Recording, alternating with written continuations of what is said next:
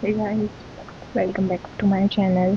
Today we will be doing our next unit, that is chemical reaction. Previously हमने 4-5 unit कर चुके हैं, जिसमें एक फिजिक्स की है, 2 बायो की है, केमिस्ट्री की हो चुकी है.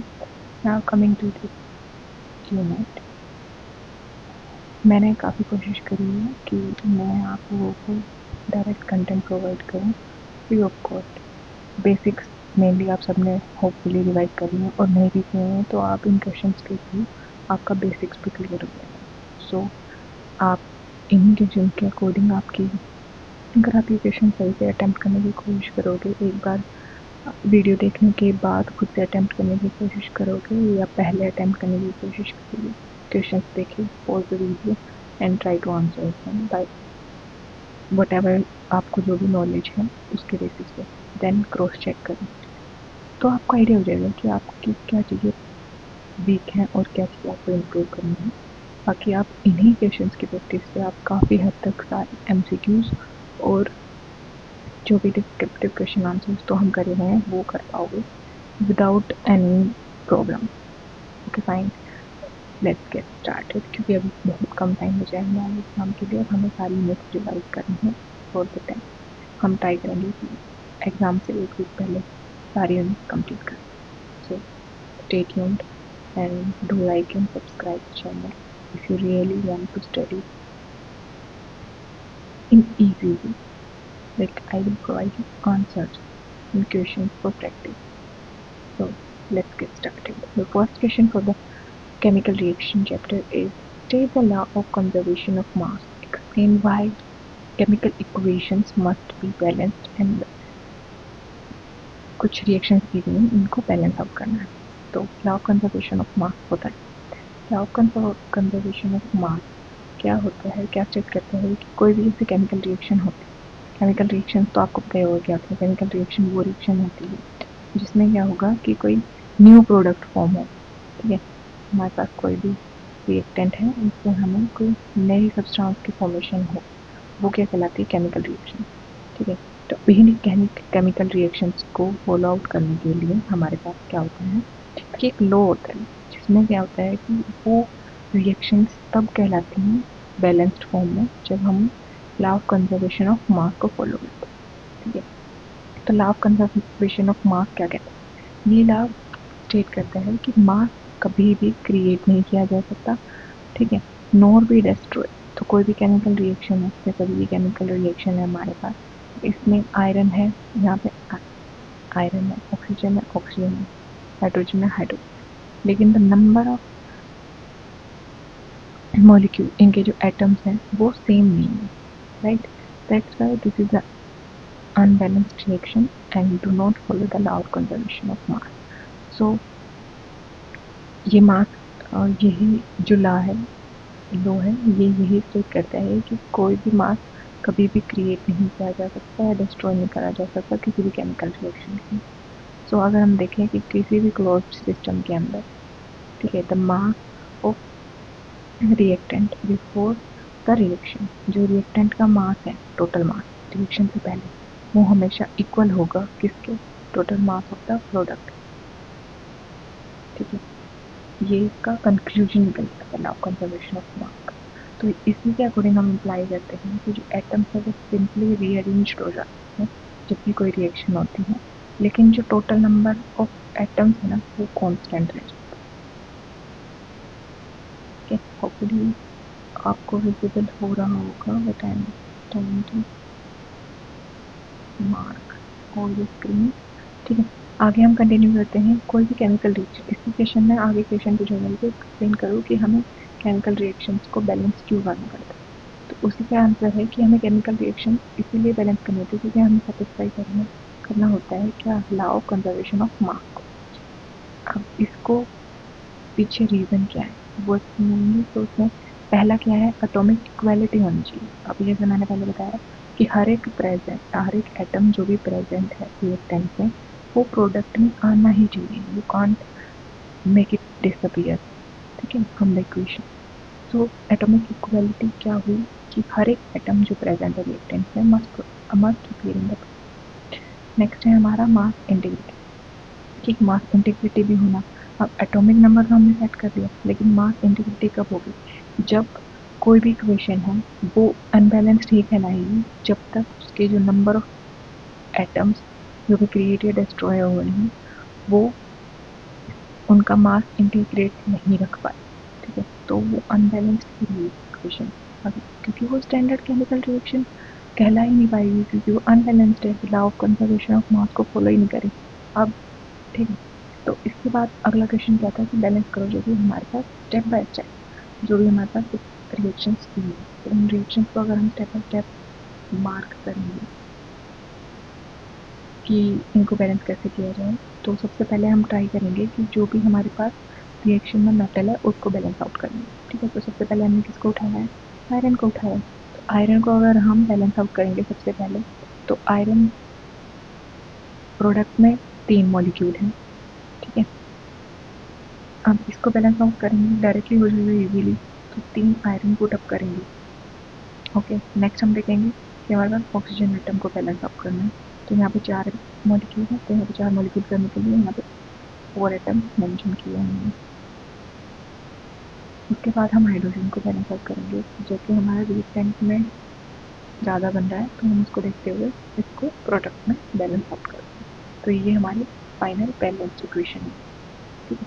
अब सिमिलरली सेकेंड और थर्ड मैंने यहाँ पे डायरेक्टली सॉल्व कर दिए, ये आप लोग खुद से सॉल्व करेंगे और इसके try to mention it in the comment section.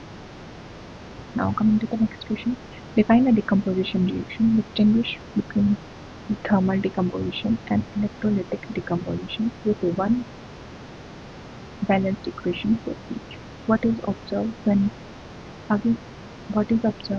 lead nitrate, जो lead nitrate है उसको अगर हीट किया जाए बॉइलिंग ट्यूब में और उसकी बैलेंस्ड इक्वेशन की रिएक्शन, तो डिकम्पोजिशन के नाम से मतलब है कि डिकम्पोजिशन मतलब किसी चीज़ का ब्रेक डाउन होकर कोई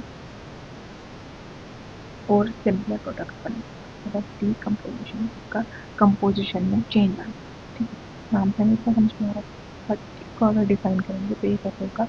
it is a type of chemical reaction in which a single reactant होता है वो ब्रेक हो जाएगा टू और मोर सिंपलर प्रोडक्ट। फाइन, ये रिएक्शंस यूजुअली अगर किसी चीज़ को ब्रेक करना है तो इसकी रिक्वायरमेंट होगी, एनर्जी की रिक्वायरमेंट होगी, ठीक है।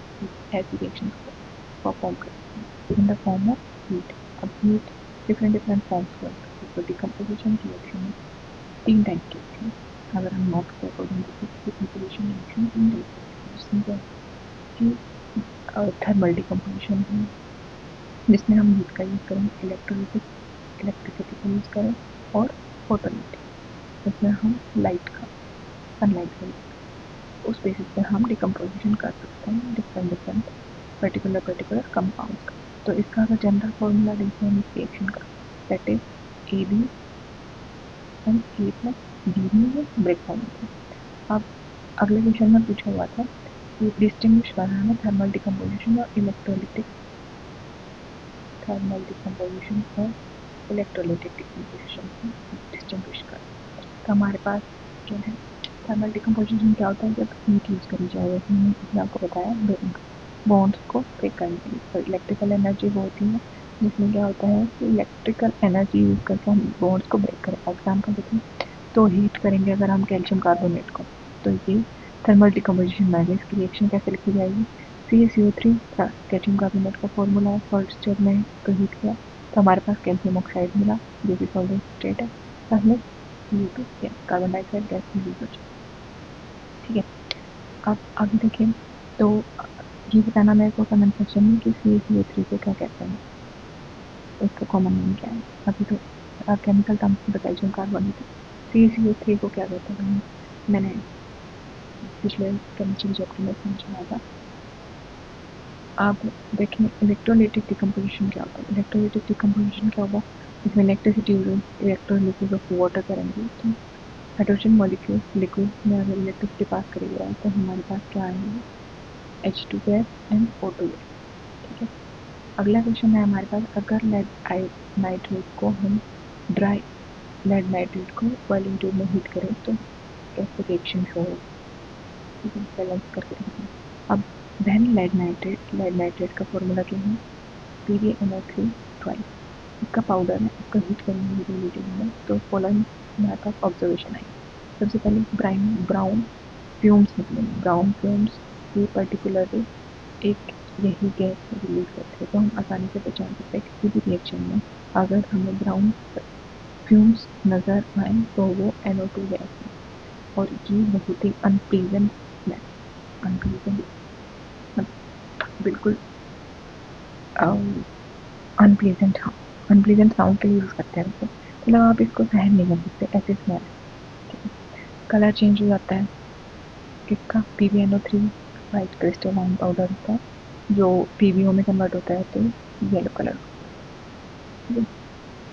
क्रैकलिंग साउंड, व्हेन क्रिस्टल को हीट करते हैं तो जब वो ब्रेक होंगे तो वो क्रैकलिंग साउंड क्रिएट करेंगे। फाइन। अब थर्मल इसकी रिएक्शन भी मेंशन करने के लिए बोला हुआ है क्वेश्चन में, तो PbNO3 वाइट क्रिस्टलाइन जो पाउडर है इसको जब हीट किया हमने, हीट किया सॉलिड फॉर्म है इसकी। हाँ, रिएक्शन लिखते टाइम में आपको बैलेंस्ड रिएक्शन लिखनी पड़ेगी पेपर में, जो मतलब कोई भी आप किसी भी क्वेश्चन में अगर रिएक्शन लिखेंगे तो उसको बैलेंस लिखेंगे और उसके स्टेट जरूर मेंशन करें। तो हमारे पास रिजल्ट क्या आएगा, PbO लेड ऑक्साइड बन जाएगा, जो कि येलो सॉलिड रेसिड्यू निकलता है। नाइट्रोजन डाइऑक्साइड ब्राउन फ्यूम्स होंगे इसके, और ऑक्सीजन जो हमारी गैस होगी वो कलेक्ट करेगी। Now coming to the next question, differentiate between single displacement and double displacement reaction. अब single displacement reaction, double displacement के नाम से हमें पता चलता है कि कुछ चीज़ इधर से उधर होगा, राइट। तो हमें डिस्प्लेसमेंट के दोनों टाइप्स एक्सप्लेन करना विद सुटेबल एग्जाम टाइम में। जब जितने भी क्वेश्चन आए, चाहे क्वेश्चन में पूछा हो चाहे नहीं पूछा, ठीक है, नेसेसरीली अगर आप एग्जाम्पल दे सकते हैं तो आप मेंशन करके आए प्लीज़। इससे आपको काफ़ी इम्प्रेशन बहुत सही पड़ता है अगर आप एग्जाम्पल की, इससे आपकी अंडरस्टैंडिंग और टॉपिक के रिगार्डिंग पता चलती है कि आपने कितनी समझी इस टॉपिक को। Continue the question, why does the blue colour of copper sulphate solution fade when an iron nail is dipped into it. अगर कॉपर सल्फेट के सॉल्यूशन का कलर क्या होता है, ब्लू कलर का होता है, वो फेड क्यों हो जाता है जब अगर हम उसके अंदर आयरन नेल डिप करके छोड़ देते हैं, ठीक है।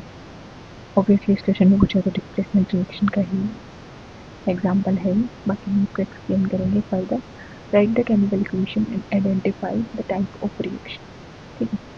इसकी केमिकल रिएक्शन में किस टाइप के, किस टाइप की कॉम्बिनेशन है पता चलेगा ना। हम अभी क्लियरली सीधा डायरेक्ट मेंशन कर सकते हैं डिस्प्लेसमेंट,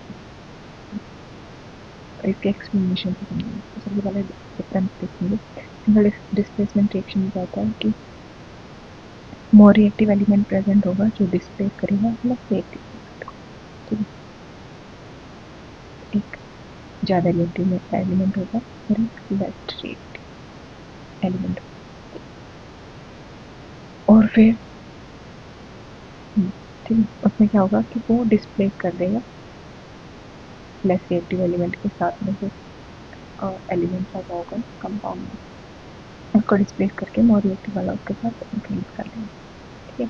और डबल डिस्प्लेसमेंट में क्या होता है, दो कंपोनेंट होंगे वो अपने आयंस को एक्सचेंज कर, तो इसमें क्या होगा, आयंस एक्सचेंज हो जाएंगे। अगर कंपोनेंट देखे जाए तो यूजुअली इसमें इन्वॉल्व होते हैं, एक एलिमेंट होता है, ठीक है, और एक कंपाउंड होता है।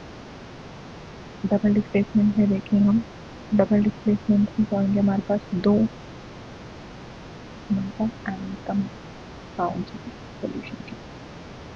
अब इनके एग्जाम्पल देख लेते हैं। इसमें क्या हुआ है, हमने जिंक एक एलिमेंट लिया है जो कि ज़्यादा रिएक्टिव है, कॉपर एलिमेंट है, कॉपर सल्फेट लिया है, इसको इनका रिएक्शन कराएंगे, लाइक एडिट दम जिंक को हम कॉपर सल्फेट के एक्वा सोल्यूशन में डाल देंगे तो हमारे पास क्या फॉर्मेशन होगी, ZnSO4 बन जाएगा और जो कॉपर मेटल है वो सेपरेट आउट हो जाएगा।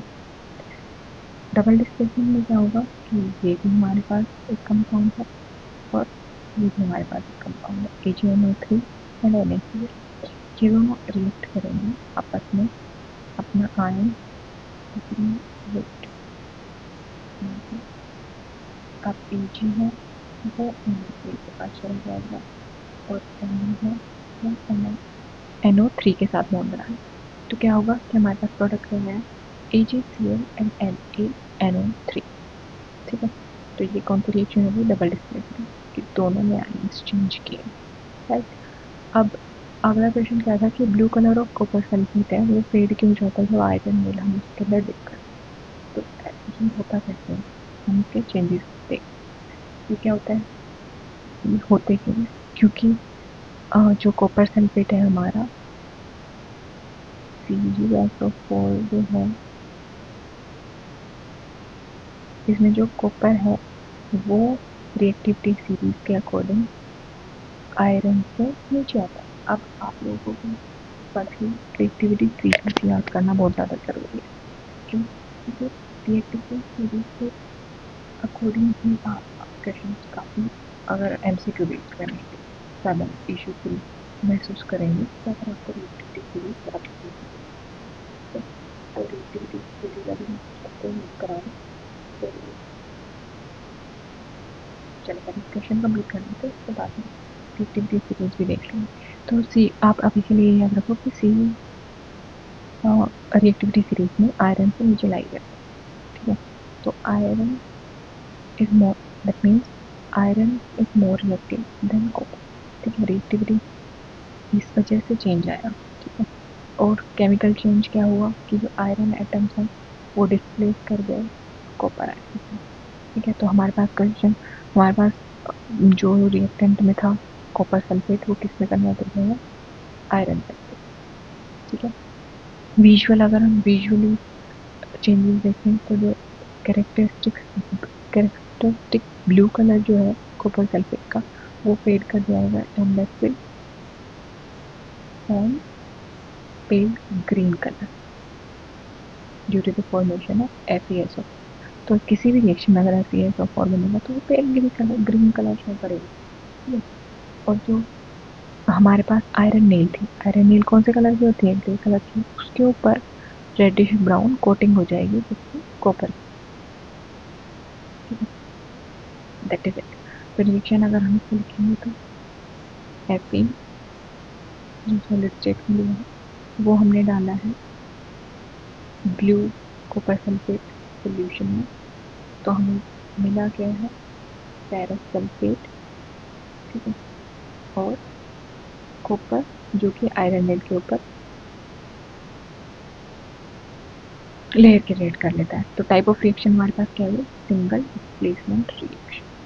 Fine, you all understand, very easy concept. अभी इसमें क्वेश्चन में क्लैरिटी नहीं है, but I will tell you what this question is asking about. इस क्वेश्चन में पूछा है कि रिडॉक्स रिएक्शन बताओ हमें डिफाइन करके किस टर्म में, गेन और लॉस ऑफ ऑक्सीजन के और इलेक्ट्रॉन्स के, गेन और loss of oxygen and gain और लॉस ऑफ इलेक्ट्रॉन। और जो फॉलोइंग जो हमारे पास रिएक्शन दी हुई है इसको आइडेंटिफाई करो कि इसमें से कौन सा सब्सटेंस ऑक्सीडाइज्ड है, कौन सा सब्सटेंस रिड्यूस्ड है, कौन सा ऑक्सीडाइजिंग एजेंट है और कौन सा रिड्यूसिंग एजेंट। तो इससे पहले रिडॉक्स रिएक्शन होती है। Redox reaction means reduction oxidation reaction in a chemical process जो कि साइमल्टेनियसली होती है, मतलब कि एक साथ एक रिएक्शन में रिडक्शन भी हो रहा है और ऑक्सीडेशन भी हो रहा है। तो that type of reactions are called redox reaction. इस अगर इन टर्म्स ऑफ ऑक्सीजन देखें तो अगर कोई भी सब्सटेंस गेन ऑफ ऑक्सीजन कर रहा है तो क्या कहलाएगा, ऑक्सीडेशन हो रहा है।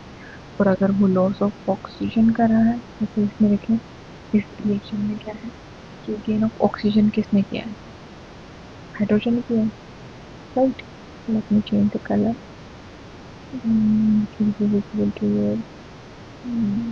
रेड ले लेते हैं। हाइड्रोजन जो एटम है वो ऑक्सीजन को गेन करता है, तो दैट मीन्स कि हाइड्रोजन हाइड्रोजन का ऑक्सीडेशन हुआ, ठीक है। और लॉस ऑफ ऑक्सीजन किसने किया? MnO2 ने, मैग्नीज ऑक्साइड में। तो इसका क्या हुआ? रिडक्शन, ठीक है। इन टर्म्स ऑफ इलेक्ट्रॉन देखें तो लॉस ऑफ इलेक्ट्रॉन, कौन सी स्पीशीज को इलेक्ट्रॉन लॉस हुआ? ऑक्सीडेशन, दैट मीन्स इसमें। और गेन ऑफ इलेक्ट्रॉन किस स्पीशीज में किया? इसका रिडक्शन हुआ, जिसको रिडक्शन कहते हैं। अगर इस रिएक्शन में देखा जाए तो हम अगर कहें कि इसका रिडक्शन हुआ इसका, तो हमने क्या ऑब्जर्व किया कि MnO2 MnCl में कन्वर्ट हुआ, दैट मीन्स मैग्नीज ने ऑक्सीजन का लॉस किया, दैट इज रिडक्शन।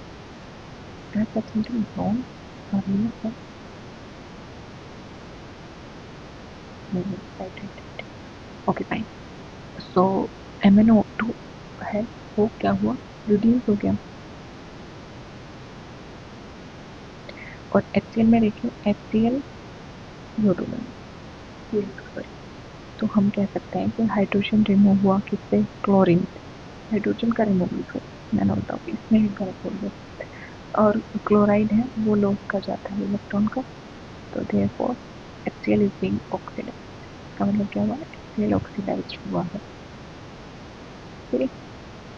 तो अब क्वेश्चन में पूछा है कि कौन सा सब्सटेंस ऑक्सीडाइज्ड हुआ है, ये आप लोग पता है, कमेंट सेक्शन में बनाने से पहले आगे पोस्ट करके comment down the answer for this reaction कि इसमें केमिकल, आप इतना तो समझ लेंगे कौन सा सब्सटेंस ऑक्सीडाइज्ड हुआ है, कौन सा सब्सटेंस रिड्यूस हुआ और कौन सा ऑक्सीडाइजिंग एजेंट है, कौन सा रिड्यूसिंग एजेंट। अगर रिएक्शन में हम देखें, ठीक है, आप लोग पोस्ट करके करना। अब मैं एक्सप्लेन कर देती हूँ। जो सब्सटेंस ऑक्सीडाइज हुआ है दैट इज HCl। क्यों? इसके पीछे रीजन क्या है? क्योंकि इसमें हाइड्रोजन या फिर कह सकते हैं इलेक्ट्रॉन का लूज किया है, किसको? Cl2 को, ठीक है। सब्सटेंस रिड्यूस्ड, जो सब्सटेंस रिड्यूस हुई है जिसने लॉस किया है ऑक्सीजन का। ऑक्सीडाइजिंग एजेंट क्या हुआ? जो ऑक्सीजन प्रोवाइड करेगा, ठीक है। रिड्यूसिंग एजेंट जो रिमूव करेगा ऑक्सीजन को, है ना, जो डोनेट कर देगा इलेक्ट्रॉन को, वो क्या होगा? Reducing agent. Now coming to the next question, distinguish करना है हमें exothermic and endothermic reaction. Why is this case? Why is respiration considered as an exothermic reaction? Provide करो balanced equation for respiration to support your answer. अगर देखें तो exothermic reaction क्या होगी? वो रिएक्शन जिसके अंदर एनर्जी का रिलीज हो सराउंडिंग में, हीट के साथ यूजुअली। एंडोथर्मिक में क्या होता है? वो एब्सॉर्ब करती है एनर्जी को सराउंडिंग।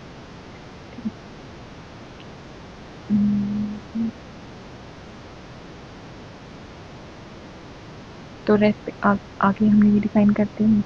अगर आप चाहो तो इसके साथ में एग्जांपल भी लिख सकते हो कि एक्सोथर्मिक रिएक्शन का एग्जांपल क्या है और एंडोथर्मिक रिएक्शन का एग्जांपल क्या है। अभी हम देखते हैं क्या क्वेश्चन पूछा है कि रेस्पिरेशन है वो एक्सोथर्मिक रिएक्शन क्यों कहलाती है। क्यों? क्योंकि रेस्पिरेशन के दौरान ग्लूकोज जो है वो रिएक्ट करता है ऑक्सीजन से इन द सेल, ठीक है, टू प्रोड्यूस, क्या प्रोड्यूस करने के लिए? कार्बन डाइऑक्साइड एंड वाटर, और साथ में हीट एनर्जी।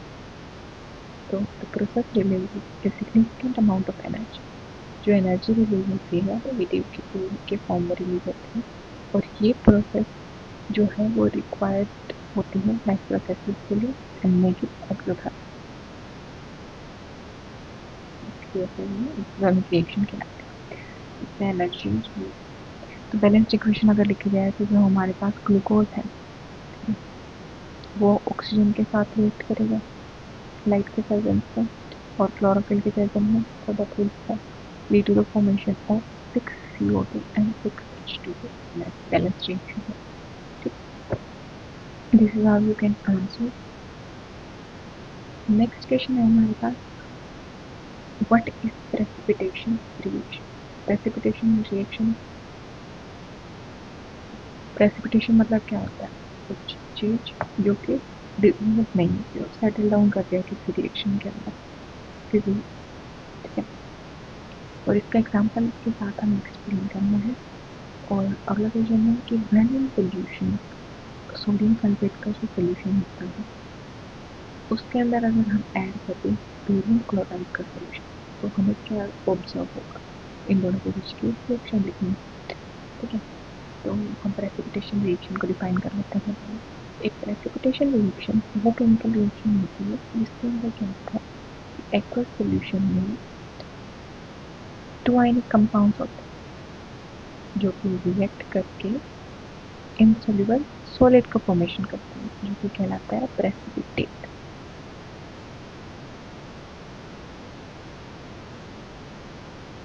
क्या कह रहा है क्वेश्चन कि जो कोई भी एक एक्वस सोल्यूशन लें जिसके अंदर दो आयनिक कंपाउंड प्रेजेंट हो जो रिएक्ट करके इनसोल्यूबल सॉलिड का फॉर्मेशन कर दें, उसको क्या कहेंगे हम? प्रेसिपिटेट, जो इनसोल्यूबल सॉलिड फॉर्म हुआ है। और ये जो इनसोल्यूबल सॉलिड है वो सेटल डाउन कर जाता है bottom of the solution. Typically ये वो रिएक्शन होती है कौन सी? Double displacement reaction. अगर एग्जाम्पल लिखते हैं तो एग्जाम्पल अगर हम लिखेंगे तो सिल्वर नाइट्रेट AgNO3 को हम रिएक्ट कराएंगे NaCl एक्वस सोल्यूशन के साथ, तो हमारे पास क्या आएगा? AgCl सॉलिड प्लस में NaNO3, ठीक है। सिल्वर नाइट्रेट में सोडियम क्लोराइड, ये हमारे सोल्यूशन में एक्सप्रेशन में ऐड करके हमारे पास व्हाइट प्रेसिपिटेट आएगा, सिल्वर व्हाइट सोल्यूशन व्हाइट। अब हमारे पास नेक्स्ट क्वेश्चन क्या पूछा है कि इन दोनों को अगर हम ऐड किया तो कौन कौन से चेंजेस हुए? किसके सोल्यूशन को ऐड किया है? सोडियम सल्फेट का सोल्यूशन और बेरियम क्लोराइड का। तो क्या क्या चेंजेस हमें ऑब्जर्व होंगे रिएक्शन में कि इमीडिएटली हमें वाइट प्रेसिपिटेट मिलेगा रिएक्शन में, इमीडिएटली वाइट प्रेसिपिटेट मिलने के साथ साथ हमें क्या मिलेगा? इस प्रेसिपिटेट बनने की वजह से जो सोल्यूशन है वो ओपेक और क्लाउडी हो जाएगा क्योंकि हमारे पास इनसोल्यूबल सॉलिड का फॉर्मेशन हुआ है। और जो वाइट सॉलिड है that is barium sulphate. Chemical reaction अगर लिखे हम बैलेंस उसके, तो ये क्या हमारा sodium sulphate reaction with barium chloride due to the formation of barium sulfate and NaCl aqua. ये लिखना बहुत जरूरी है कि कौन सी स्टेट है, ठीक है। ये सॉलिड हो तो सॉलिड वाइट प्रेसिपिटेट हमारा सेपरेट हो जाए। And this is an example of double displacement reaction. ठीक है, इस यहाँ तक हमने लगभग सारे पॉइंटर्स इस समझ के कर लिए हैं कि कितनी तरीके की रिएक्शन करते हैं, कितने तरीके की। अब इसमें हमारे पास मेनली जो केमिकल रिएक्शन हैं उनके अगर बेसिक अगर चीज़ें अगर रिवीजन दें तो हमारी जो कैरेक्टरिस्टिक होंगी केमिकल रिएक्शन की वो मेनली 5 तरीके से कही जाती है कि जो केमिकल रिएक्शन परफॉर्म होती है। क्या कि वो किसी भी रिएक्शन में क्या तो गैस का इवोल्यूशन होगा या प्रेसिपिटेट फॉर्म होगा, तो कलर चेंज होगा या टेम्परेचर चेंज होगा या स्टेट चेंज होगा। तो इन्हीं के बेसिस पे केमिकल रिएक्शंस को डिफरेंट टाइप्स ऑफ रिएक्शंस में कन्वर्ट किया गया, ठीक है। तो अगर हमने टाइप्स ऑफ रिएक्शन में कौन कौन से पढ़ी हैं, एक हमने पढ़ी है कॉम्बिनेशन रिएक्शन, एक हमने पढ़ी है कॉम्बिनेशन रिएक्शन, मेरे पास राइटिंग पैड नहीं है तो ऐसी राइटिंग है समझने को। और एक है हमारे पास डिस्प्लेसमेंट रिएक्शन, इसी के अंदर आ जाएगी हमारी डबल डिस्प्लेसमेंट रिएक्शन, ऑक्सीडेशन और रिडक्शन की रिएक्शन, कह सकते हैं रिडॉक्स रिएक्शन भी, ऑक्सीडेशन रिएक्शन, रिडक्स रिएक्शन,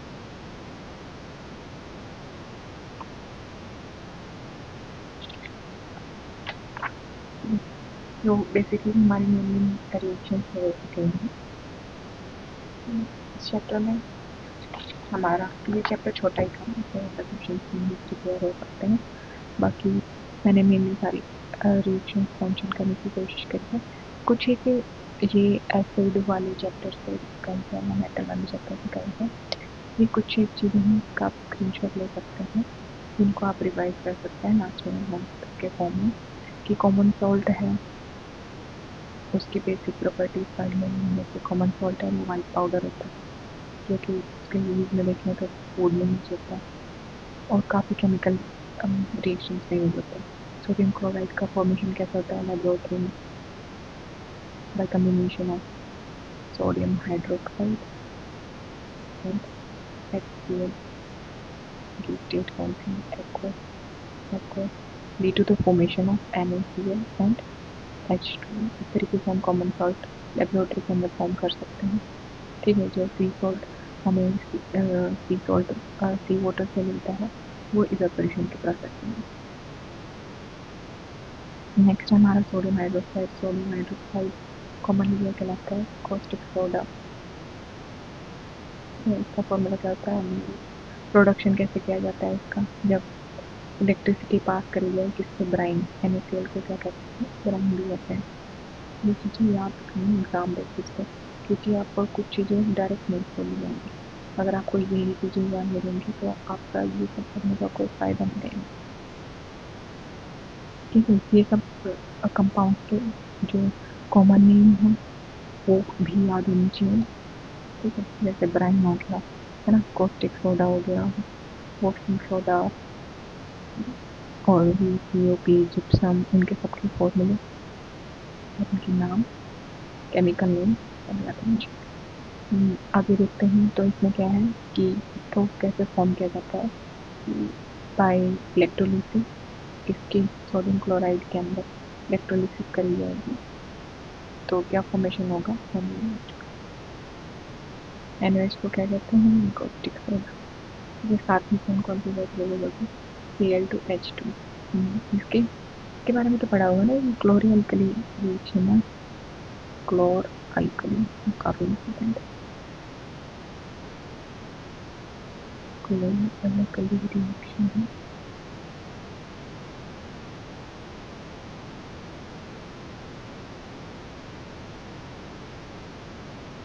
काफ़ी इम्पोर्टेंट है।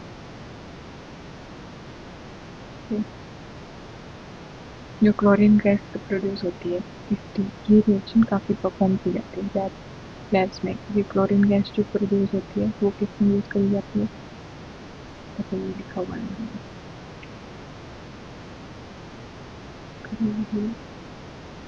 क्लोर अल्कली जो प्रोसेस है ये काफ़ी इम्पोर्टेंट है। ये सब जो प्रोडक्ट इस रिएक्शन में फॉर्म होते हैं किसी न किसी फॉर्म में यूज़ करी जाता है, जो हमने प्रीवियस क्लास में कर चुके हैं, तो इसको दोबारा करने का इतना टाइम नहीं है। वॉशिंग सोडा है, इसका वाटर और क्रिस्टलाइजेशन के बारे में पढ़ा था हमने, इसके फॉर्मूला याद कर लेना। वॉशिंग सोडा का फॉर्मूला क्या होता है, अगर ये एनहाइड्रस होता है, चलिए मिस्टेक होती है, अगर एनहाइड्रस फॉर्म को क्या कहते हैं, सोडा ऐश। ये भी याद रखने की चीज़ है। सोडा ऐश कलर इम्पोर्टेंट है। अगर जो हमारे पास वॉशिंग सोडा है उसको हम वाटर ऑफ क्रिस्टलाइजेशन को सेपरेट आउट कर दें तो जो हमारे पास बचेगा प्रोडक्ट तो उसको क्या कहते हैं, अगर केमिकल लैंग्वेज में बोले तो एनहाइड्रस सोडियम कार्बोनेट, और अगर कॉमनली बोला जाए तो उसको सोडा ऐश बोलते हैं। प्रोडक्शन किस तरीके से होता है, देखो क्या कॉमन सॉल्ट यूज हुआ, इसके साथ NH3 ऐड हुआ, वाटर CO2 इनको रिएक्ट कराया तो क्या हमारे पास आया, sodium hydrogen carbonate and NH4Cl। इसके बाद ये एक प्रोसेस मतलब एक स्टेप से नहीं बन रहा है, देख रहे हैं। फिर 2NaCO3 सोडियम हाइड्रोजन कार्बोनेट को हीट करेंगे तो हमारे पास सोडियम कार्बोनेट आएगा और CO2 गैस रिलीज हो जाएगी, H2O देन हम इसके अंदर वाटर मॉलिक्यूल ऐड करेंगे, फिर हमें चारों तरफ होगा वो बेकिंग सोडा सॉरी, इसका फॉर्मूला क्या है, NaCO3 सोडियम बाइकार्बोनेट को मेन नाम क्या होता है इसका, सोडियम हाइड्रोजन कार्बोनेट। प्रोडक्शन किस तरीके से होगी, NaCl का यूज होगा, बहुत इंपॉर्टेंट रिएक्शन है NaCl की, सब याद कर लेंगे। ठीक है, अमोनिया में ये अभी हमने पीछे वॉशिंग सोडा बनाने के स्टेप में भी बनाना था हमने। ठीक है, अगला है हमारे पास ब्लीचिंग पाउडर। ब्लीचिंग पाउडर क्या होता है, कैल्शियम ऑक्सीक्लोराइड, इसका ये फॉर्मूला है केमिकल, इसको क्लोराइड ऑफ लाइम भी बोला जाता है।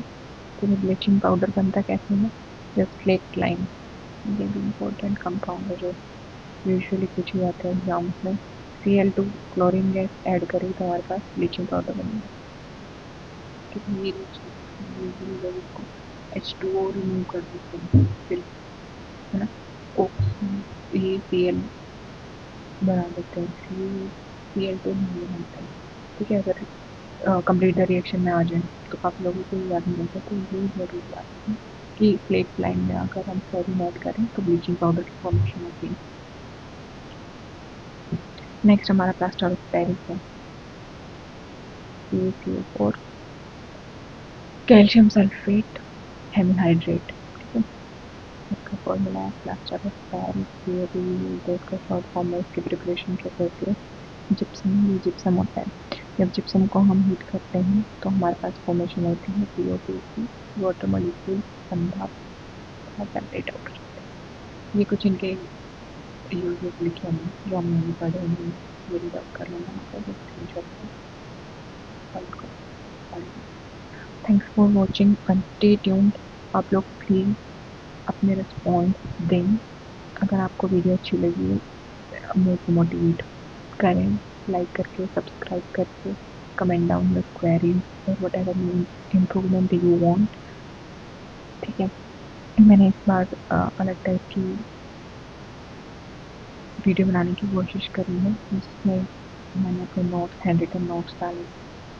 बाकी यूजुअली मैंने पिछले स्लाइड में डिजिटल ही परफॉर्म का डिजिटली ही आपको प्रोवाइड किया है, जो भी कंटेंट प्रोवाइड किया है। ठीक है, ये कुछ केमिकल नहीं है जो हमें सब तो याद नहीं करना, लेकिन हाँ एक बार गो थ्रू कर लेना लास्ट टाइम, लास्ट मतलब एग्ज़ाम जाने से पहले उसकी स्क्रीनशॉट रख लो। आपको ज़रूरी नहीं है कि आप आओ वीडियो ढूंढो, वो वीडियो बाद में देखो, है ना। You can take the screenshot photo and that's it for this unit. Thanks for watching.